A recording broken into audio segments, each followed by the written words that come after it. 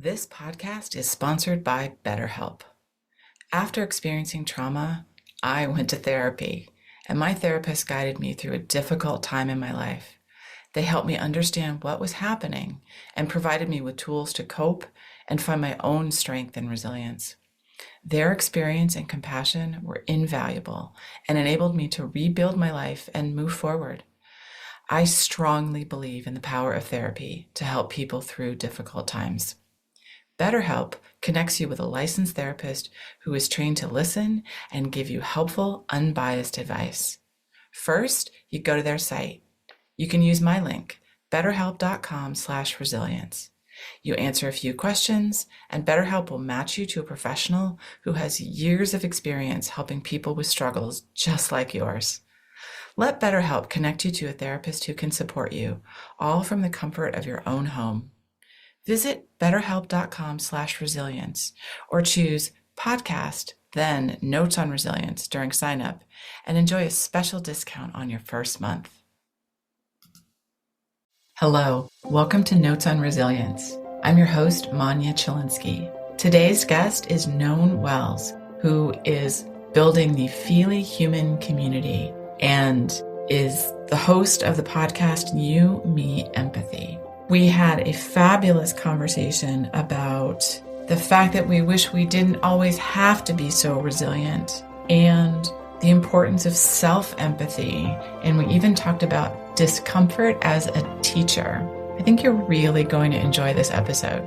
And please look for us on Apple Podcasts and subscribe. And if you like the show, leave a review. Thanks. Hello, Nōn. I am so excited that you are here on my podcast finally. So happy to be here, Manya. Good to see you. Thank you. So before we get into the who are you and why are we talking questions, I would love to know if you could have any superpower, what would that be?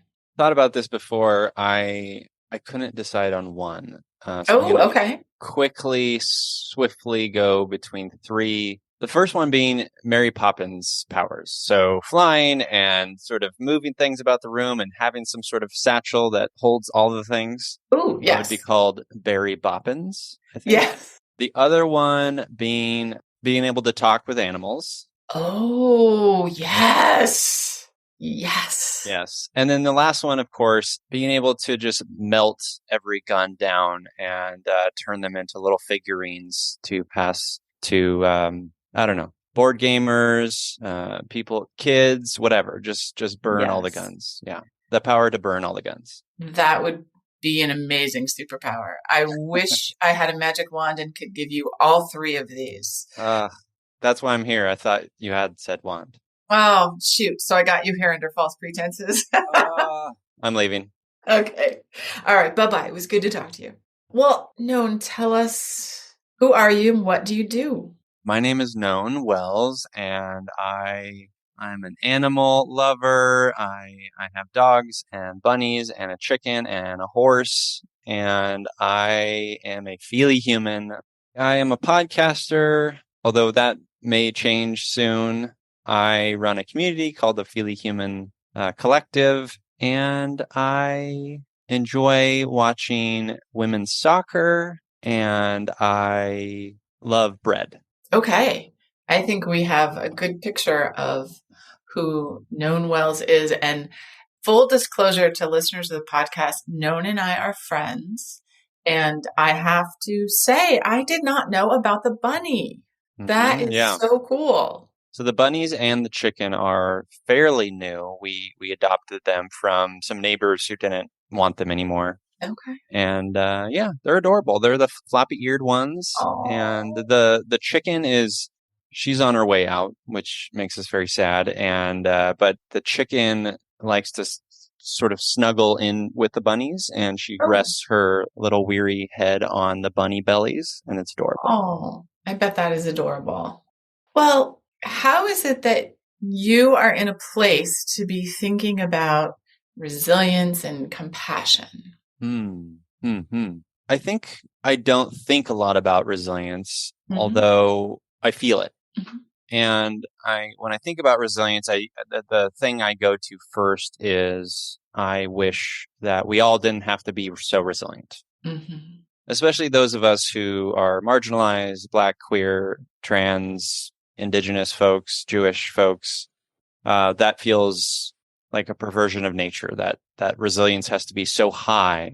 But yeah, in terms of my own sort of personal resilience story, I guess I came to it through just a lot of trauma and hard things happening as a kiddo, and being a sensitive, feely boy in a world with a father who was angry and mean and violent and those sorts of things. And that led to a lot of having to be resilient in the face Yeah. of those experiences, and also having to be compassionate. I mean, I didn't find the compassion probably until I was out of survival mode.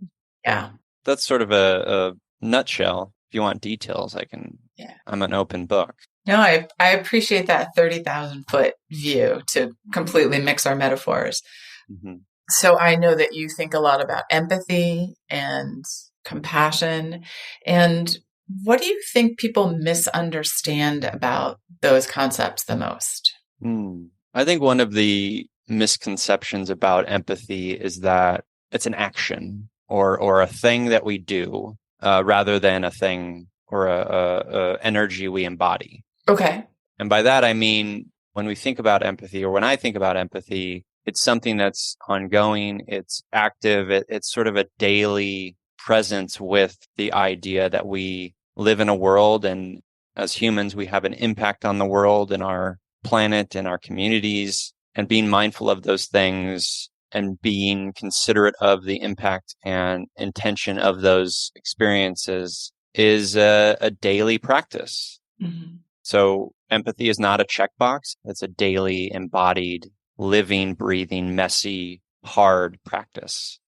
And so the other one is that I think sometimes in my experience, I've seen folks feeling that they can't access empathy if they hadn't, or if they haven't had the same experience as someone else, right? Okay. Yes. Yes. You don't have to have the same exact experience. I think it just takes more work to get there, to meet Mm-hmm. someone where they're at, right? It's a understanding that like human suffering is universal, and hardship is an experience we've all experienced, right? So Yeah. can we use our curiosity and our imagination enough to find that middle ground, or find that meeting place to meet someone where they are, and to listen and be present and loving and caring in the way that we all have the capacity to. Right. Do you feel like there's a deficit of empathy in the world? Maybe insofar as it's a practice that's it's certainly not taught in schools, right? It's not like Mhm. you don't have like empathy class alongside history, right? Right. I mean, some of that is maybe embedded in, although schools are like banning books and, critical race theory is like being removed from curriculum, that's a way into empathy. But yeah, I mean, I think that there is a deficit in terms of, I believe it's not embodied. It's not something we talk about as often as we should. It's not something that we hold space for another to talk about, because empathy really is like being present with one another and listening and reflecting and learning and being open hearted enough to change our minds, change our hearts, Hmm. always and forever. Right. That can be an uncomfortable place. That can be a disruptive place. And the things we know about humans, just from an evolutionary perspective, is that change is hard and we don't want it. And we hunker down into our things that bring us comfort, which is understandable. We all do it. It's human. Right. And empathy requires a bit more. Yeah, it does. What compassion and empathy are related and they're very close, but I don't think they're the same thing. What is the difference?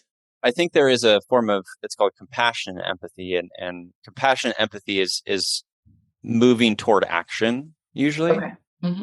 Empathy is like the act of just feeling the feelings of another, sort of embodying, meeting them where they're at and listening and reflecting, and the practice of nodding along and really paying close attention to their words and all that stuff. That's part of empathy, putting yourselves in the shoes of another, right? As some people describe it. And then the compassion piece, I think, is more of an action. Okay. It's more of a like, I have felt the feelings. I have met you where you're at. And what's the action now? How can I help? Right? Okay. How can I make a difference? How can I use my voice, use my privilege to make a difference for you and your community or your people? Right. Yeah. Okay. Thank Yeah. you. I Yeah. appreciate knowing that difference. Let's talk about empathy and mental health. What do you think is the relationship there? I mean, it's a huge one. For me, it was and has been, continues to be a crucial part of my own mental health. And the thing I do always say is that it kind of has to start inward, an inward form of empathy, self-empathy, if you will. Mm-hmm. And that concept in and of itself is hard for folks. It was hard for me initially to wrap my head around, right? Like, how do I have empathy for myself? And really what that means is it's self-love, but it's also just like recognizing that we're human and we're fallible and we make mistakes. Mm-hmm. And for me, it was like a lot of recognizing that the survival stuff that I did, the armoring up, the shielding myself, which led to a lot of just arrested development in Mm-hmm. terms of like my emotional state. And so allowing myself to look back at those experiences and say, like, look, you didn't know any better. You did what you could. You only knew what you knew, right? That's a form of self-empathy. It's a Right. huge piece of facing our trauma and facing our experiences with an open heart, right? Right. And so important in forgiving ourselves Mm-hmm. as well for those things we may need to forgive ourselves for. Yeah. Yeah, absolutely. Absolutely. And then, the ongoing experience of living with, for me, living with major depressive disorder and ongoing suicidal ideation and those sorts of things, like I have to recognize that every day is not going to be hunky dory town. It's like I Right. have to be empathetic toward myself enough to allow for those experiences to be what they are and not to shame myself or not to try to shift the hard feelings into my shoe and never like look at them again. That sounds like it could be really hard work. It is. It is hard work. And I'm up for the task. I was actually just reflecting with Jessica recently about I have this long underpinning in me that feels like I deserve to be in pain. Mm-hmm. And I think I still grapple with that, find myself in many moments just kind of going toward more pain, whether Mm-hmm. it's physical pain or emotional pain. Jessica's always making fun of me that I'm like always bleeding. My hands are like always Mm-hmm. scuffed up or my knee or whatever, because Yeah. I have a little bit of that sort of cavalierness or fatalistic perspective in terms of like my own body and self. And Mm-hmm. that's something that I certainly need to work on. And also, I know that it comes from a place of discomfort is a teacher, Yes. right? Yes. And that's a privileged place too, right? Intentionally trying to get myself into uncomfortable places. That's part of me, yes, certainly trying to use my privilege for good. And also just, I have the freedom and the luxury maybe put myself into uncomfortable positions to try to learn or make a difference in the world, those sorts of things. Right. But talk about discomfort being a teacher. And that's something that came up in a previous episode. We were talking about that there are some people who, throughout their experience of their life, are comfortable with discomfort or are used to it and can kind of deal with it and know how to learn from it. And then there are people for whom it is very difficult and because we don't want to be uncomfortable. And like you said, it's sort of let's just squash this feeling or let's just move on or do whatever we can possibly do quickly to move past it because I don't want to think about it. And I am someone, and I think you are as well, who have grown used to discomfort and use it as a teacher. And I forget that that is not everybody's experience.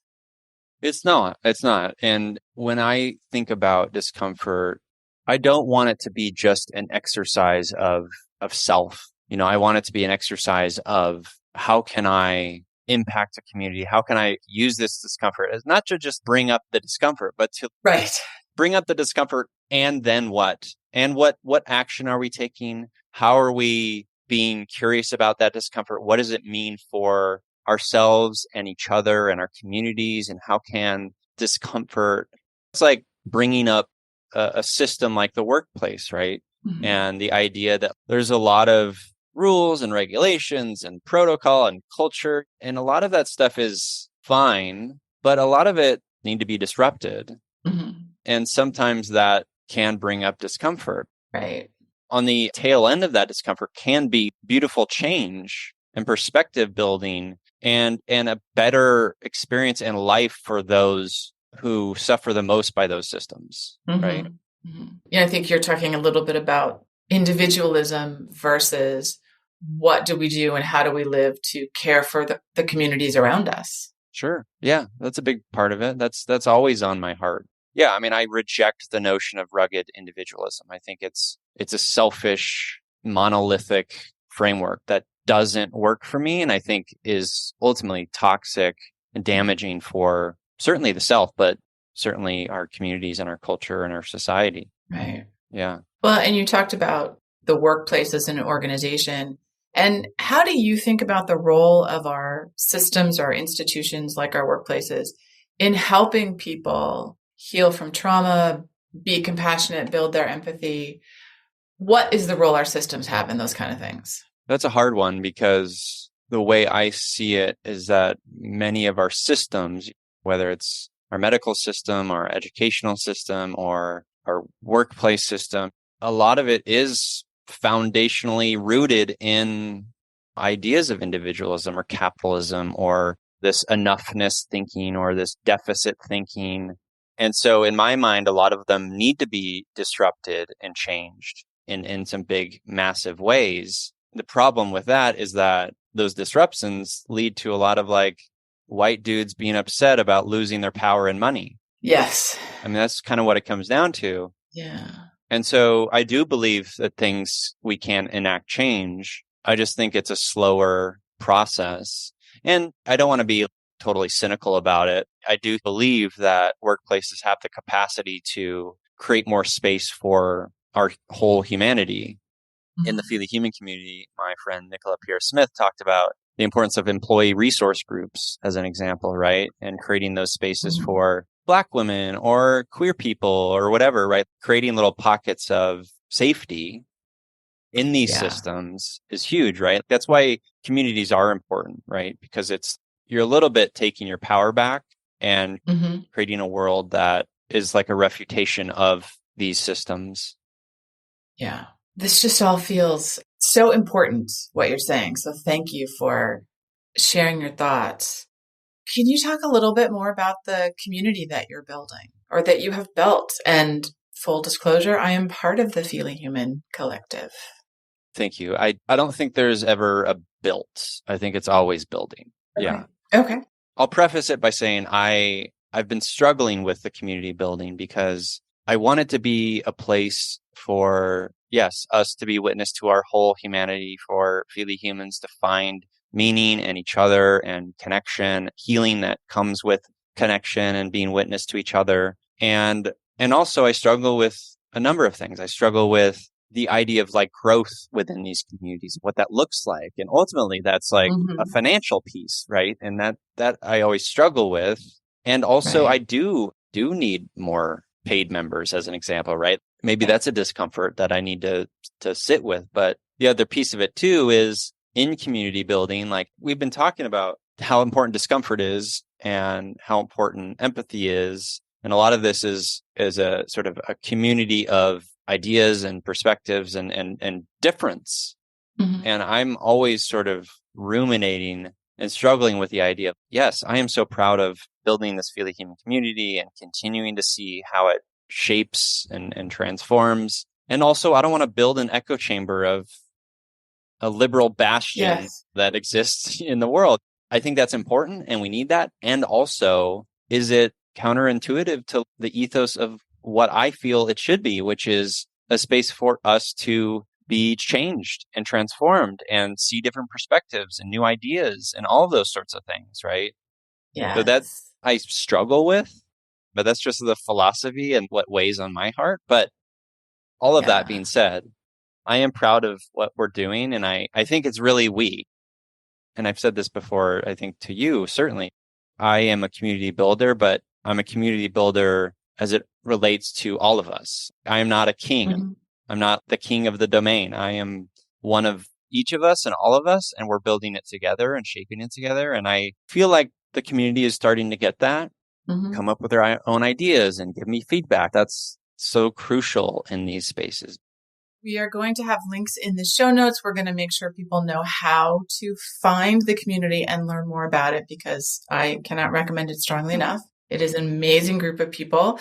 Like Nōn says, he's not the king, but he is definitely a very important part of the community. Let's just shift gears a little bit. And with the work that you've been doing with the community and otherwise in your own personal work, what's an important lesson about compassion that you can share with us? Good question. I would say that an important lesson when it comes to compassion is, like anything worth focusing our hearts on, our energy on, it requires practice. I said before that empathy is not a checkbox. The same is true of compassion. And it's important to think about, I think anything we do in life worth doing is like, we need to do it and we need to do it often, because there is, I believe, harmful forms of compassion, misguided compassion. And yeah, I guess what I mean by that is, an example would, maybe I'm trying to like console you, Manya, and I do so without fully listening or fully being present or really reading the room in a way that is needed, right? I'm not really clicking with what you're sharing. And my attempts at compassion are a little off, and they make you uncomfortable, or you don't feel fully seen, right? And I give you some sort of gift basket. Clearly, what you had said before 10 minutes prior is like, you hate gift baskets, right? Right. So that's obviously a small example, but and certainly compassion is like, we really need to learn how to be present, learn how to listen better and be curious, and practice often with ourselves, with our communities, certainly with our partners, right? That's the beautiful thing about being a human, is there's always stuff to learn and perspective to gain, right? Yes. I've been together with Jessica for about 15 years, and we learn new stuff about each other most days. And we're progressing, and she's recently diagnosed with ADHD, and that's sort of thrown some new ideas about who she is and allowed me to better meet her where she's at in that process, right? But that takes practice and listening and patience. Like, you can't just say, I'm a compassionate person. Like, what does that really mean? Like, what is the impact of that? Oh, thank you. Yeah. That's a great answer. So what is giving you hope now? Well, as our dear friend Whitney Houston says, I believe the children are our future. I lead a workshop at Brave Trails, which is like a queer youth camp. I see these kiddos and teenagers and how open and vulnerable and courageous they are.